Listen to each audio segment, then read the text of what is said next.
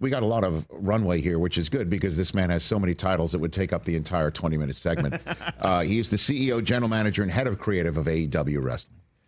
And the Chief Football Strategy Officer of the Jacksonville Jaguars. Ladies and gentlemen, back here on the program, Tony Khan. It's great to see you. Thanks for having me. Now, listen, you know I never BS you, okay? Ever. I'm straightforward with you. We have not removed your neck brace since you signed it and put it right there on our bust. Facts.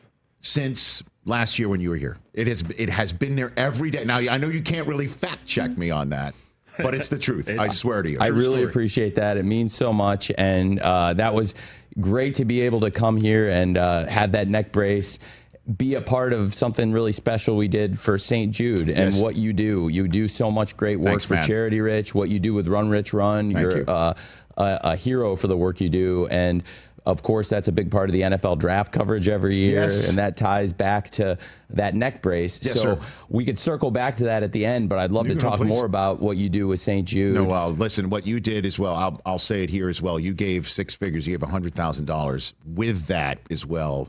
And you're an angel for that sort of thing, brother. Well, you are. Thank you for saying that. It's the truth. And I'm back here this week because, of course, tomorrow night, Wednesday Night Dynamite. Yes, sir. It's the 300th episode of Wednesday Night Dynamite.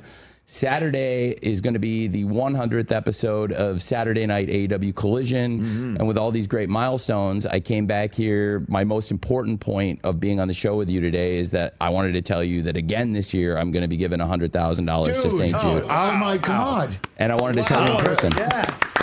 Tony. Yes. Thank you. God bless you for that, man. Thanks for having me back, and thanks for giving me the opportunity to talk about AEW and the Jags and Fulham on your show. You've been such a great friend to me, and what you do for the charity is so great. So thanks for having me back. Couldn't be. I'm blown away here back on the Rich Eisen Show radio network. Tony Khan is here. We're just as a gag mentioning how the neck brace that you wore during the draft 2 years ago and signed and put in our studio and donated $100,000 to St. Jude in the process, and you just did it again. And I cannot thank you enough for that. You're a beautiful man. You're a great man. Thank you, Right Rich. back at you. What a great way to start this interview. Well, we're out of time.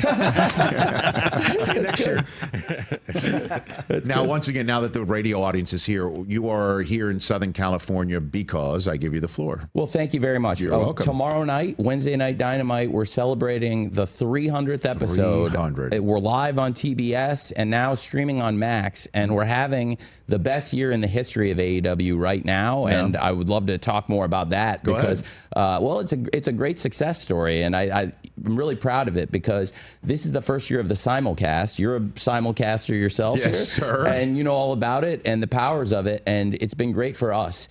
Q4 last year, AEW has been on TBS. We've been on TNT. Every Wednesday night, we do a show called Wednesday Night Dynamite. The 300th episode on TBS is tomorrow night. It's 300. That is a significant number, Tony. It is. Since I last saw you, we became the longest running primetime pro wrestling show in the history of Turner Sports. And that's pretty special because there's been a lot of great wrestling, the history of wrestling on Turner Sports, multiple companies dating back to the 70s. And Wednesday Night Dynamite is the longest running now. It's the 300th episode tomorrow night. It's a very, very special thing for us. It's also the 100th episode of Saturday Night Collision this weekend on TNT. So it's a double milestone week, which is why I wanted to come celebrate it with you. And for AEW in Q4, we had a great audience, and we signed a new deal, an extension to stay at TBS and TNT, but also to simulcast on Max. So in Q1, not only did we become one of the top streaming shows on Max, but our audience on TBS actually got bigger.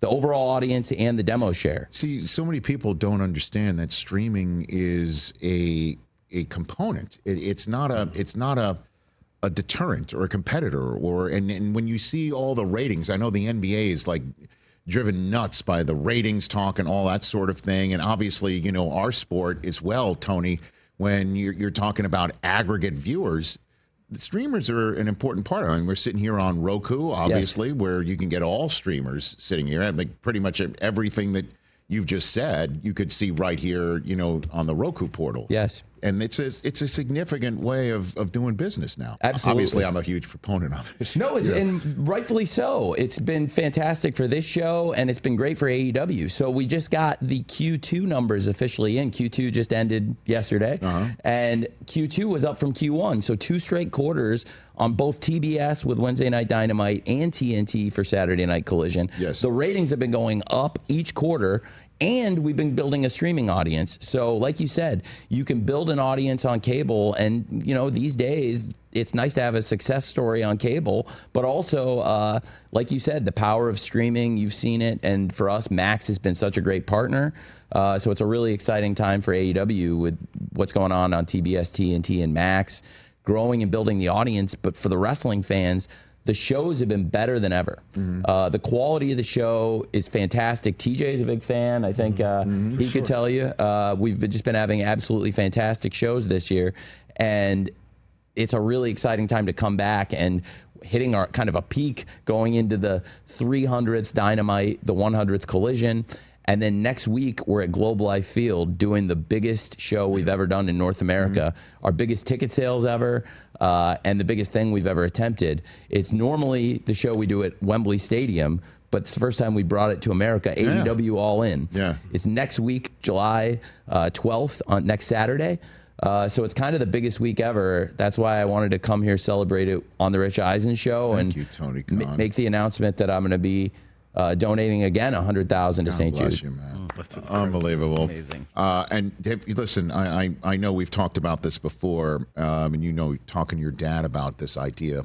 Have you had a "How do you like me now" moment with your dad at any point in time, Tony? No, not a single moment. like that? No. Honestly, he's been so great. Supporting did you have this to idea. Twist his arm a little bit, though? Yes, absolutely. And honestly, big time. I did famously twist his arm. To your point. Yes. And Christmas 2018 was like a scene out of Succession, where I was saying we need to make a big 8-figure investment and invest millions of dollars in this. And I have no guarantees. I didn't even have the TV deal. We didn't secure that until months later, officially May of 2019. But I had been working on it. And he later said, this is a great example of why parents should sometimes trust their kids, even when they don't necessarily believe in the idea. You just got to have faith. Yeah.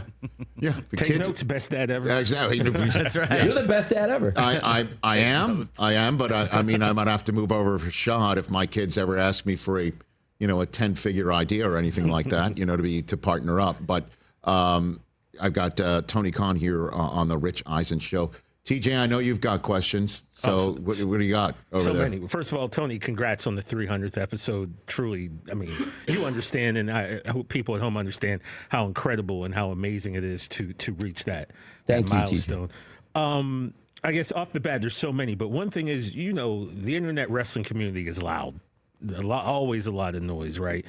And I find that most of it is, bad noise that you don't want to listen to. But every now and then, there are some gems in there. Yes. So do you really pay attention to the noise? And if so, like, how much do you put into what the people are saying? And do you find that you see a suggestion or something that makes you go, wow, I never thought about that? Yeah, absolutely. I've been reading about wrestling online for a long time. I've been part of the internet wrestling community for 30 years, since I was a 12-year-old kid, since 1995 dial-up AOL, and going to Big Ten football and basketball games as a kid. Rich, you went to 2 of our rival schools with Michigan and Northwestern. Yes. Very aggressive move in the guest green room, having your degrees up. Yeah. A little bit of a flex. Well, I mean, there's a brain, is all I'm saying. You're a highly intelligent human being. Thank you We all very know much. that. It's not just a pretty face, though. And he's a very pretty face too. Thank you, sir. And it's great, to be able to talk about sports and talk about Big Ten. But right now, the Eli and I are having a bit of a moment ourselves in both football and basketball. Indeed. So that's nice. But I grew up on Big Ten football and basketball and wrestling. And really, Who was your wrestler? Who did you love? well, for me, I was a big fan of Ric Flair, Bret Hart, Sting, And one of the greatest things I've ever been able to do is have Sting's retirement run in AEW. And TJ will tell you, Sting had the greatest send-off, in my opinion, of any wrestler ever. And I think Sting would agree with that. He came into AEW, went undefeated for 3 years, from Revolution 21 to Revolution 24. He had the greatest retirement match ever, ended as the World Tag Team Champions with his sons by his side in the Greensboro Coliseum, where it all got started, and we set every business record in Greensboro, which is a great wrestling town with a great history. How much were you sitting there going, you know, the little kid in you watching that thing happen, and you were helping make it happen? Especially as a Sting fan. Proudest, I think the proudest moment, definitely in my wrestling career. We've done some great things in sports. I think some of the things we've had happen at Fulham, I'm very proud of that. But definitely, I think my proudest would be Revolution. And Rich, one other thing, when Tony said Sting's sons, his grown sons came to the ring with him. They were both dressed as Sting from different parts of his career. So you got 3 Stings that came out. His sons looked just like him, different versions of his face paint from different eras. It really was. As a wrestling fan, you treated him so right, and it's how we want like the legends of the sport to be treated. He got to go out. Normally, wrestlers go out on their back, and he got to go out on top, man. And it was awesome the way his whole run was ended. He didn't ask for that. He didn't demand it. I don't think he wanted it, but I felt like Sting deserved it. And Sting and Darby Allin versus the Young Bucks for the World Tag Team Championship at AEW Revolution, I think is the greatest retirement match ever. And I think Sting really did the work on the retirement run, because Sting to me is like the Tom Cruise of professional wrestling. You know how Tom Cruise in recent years has become this insane stunt man, the greatest stunt actor of all time. And that was Sting in his final years. And everybody who's ever watched a movie knows Tom Cruise. Everybody who's ever watched a wrestling match knows Sting. And they both, into their 60s, they kind of still look the same. There you go. They both went really hard and became crazy stuntmen and did, I think, the best work of their career into their 60s. Tony Khan here on the Rich Eisen Show in advance again of the 300th episode of AEW Dynamite. That's tomorrow in Ontario, California, just up the road at the Toyota Arena. And then the 100th episode of AEW Collision is also marked. So I got to ask you about Travis Hunter, man. Yes. I mean, the unicorn. How, like, walk me through that draft room moment. The Browns are on the clock. I imagine this was discussed ad nauseum in your building. Well in advance, and it really speaks to the preparation. I think James Gladstone, Liam Cohen, Tony Baselli, we have a great football leadership and really, really a lot of great communication. This was something that James and the team had been talking about for a long time. To me, I really think it's just brilliant. As an analytics person and working in football analytics, Travis Hunter had some of the most impressive statistics on both sides of the ball, and to be able to bring in somebody that can add so much value to the team on both sides of the ball, and with the great plan that Liam has to use Travis in, I just think he's going to be so great. He's also a great human being, and James believes in doing that kind of work. We had really a lot of great communication well in advance about it. They had made the deal in advance, and barring anything unforeseen with the number 1 pick, this was going to happen. And I just think for a person who's a first-year general manager, James had great composure and a great plan, and it was very impressive. Well, I mean, mass celebration, I imagine, right? When this thing absolutely. Right, and when this thing gets pulled off, and again, I know, as you are the chief football strategy officer, you deal with the analytics more than most. This, to me, could be one of the most analytics-driven draft picks ever because of what he can do at 2 positions. And what he can do at 2 positions, I didn't think, again, people are like, wow, it's not even for a quarterback. You're trading a first-round pick and the next year's draft for it. I looked at it as like, okay, even the second-round pick you gave up, you could take the top receiver here. You won't get the top corner, top of 2. Second round. You could take the top corner here. You're not getting the top receiver in round 2. Right. And you got the same guy in both, right? And to me, that's a no-brainer, is the way I was looking at it. I'm wondering what you saw from the analytics side of things, or if there's any numbers you can bring to bear to this conversation where you're like, this is what we've got to do. Absolutely. I think, like I said, James had great points about Travis being somebody who would be a difference maker on both sides of the ball, that could contribute as a top receiver and as a top corner. And for us, I think Liam's got a great plan to integrate him. And knowing that going into the draft and realizing if you're going to try to account for the trade value of a player, this is a very unique situation. You're not accumulating, is exactly what you said, Rich. You're not just looking at the trade value of a top receiver or a top corner. You're looking at both. And for the way Liam plans to involve him, I think it made a lot of sense. And certainly from an analytics standpoint, I thought it was a great move. And I'm very excited about Travis Hunter in Jacksonville. And I think all the fans are. It's going to be great for the Jaguars. No doubt. I mean, all right, well, that's twice you've mentioned about Liam Cohen's plans. What are his plans, Tony? I think he's been super open about it, that Liam plans to involve Travis on offense and defense. I think in our off-season activities already early in minicamp, and we've seen Travis work on both sides. And really, he's been very impressive on both sides. And it's very early, but I think he's got a great group of coaches to work with on both sides of the ball. So we're really excited about it. And I think Liam's talked about it a good amount, that he really believes Travis can contribute on offense and defense. All right, screw it. I'm just going to walk through the front door. Here we go. Right? Yep. I want 100 snaps a game. Out of him. Tony.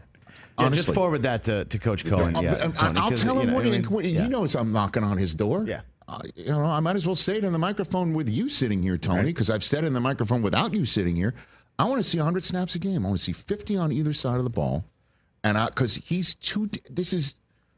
and again, you are not just, in your capacity with the Jaguars, but also your capacity, what you're doing with AEW wrestling. Stars are so tough to come by. Buzz is so tough to come by. Fan interest absolutely is a metric. And that translates and permeates. You've got one. Yes. You drafted one, man. So that's what I want to see. I want to see 100 snaps. Well, I think there's going to be a different game flow. I mean, you're an expert. You're one of the leading commentators in NFL history. So you know very well that different games have different flows.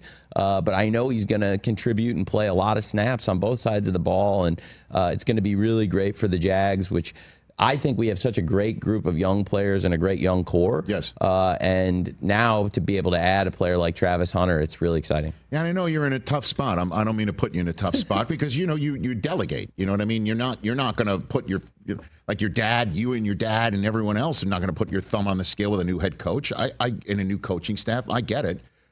But I want to see him out there. Well, 100's a lot, man. But I'll tell you. But what are the number? Do you have any number? Have you run numbers about what it would look like, or what percentages of coverages would mean? Or you've got the numbers in front of you. And I love talking about stats and analytics. So being able to talk about snap counts on TV with you is really special. Yes. But in this case, I think Liam's got a good plan, and he's been pretty open about it. That he believes Travis can get involved as a top player on both sides of the ball. Right. But I will let him know. He may be watching right now. Highly likely. Yeah. So I want to see the first ever offensive and defensive rookie of the year be the same person.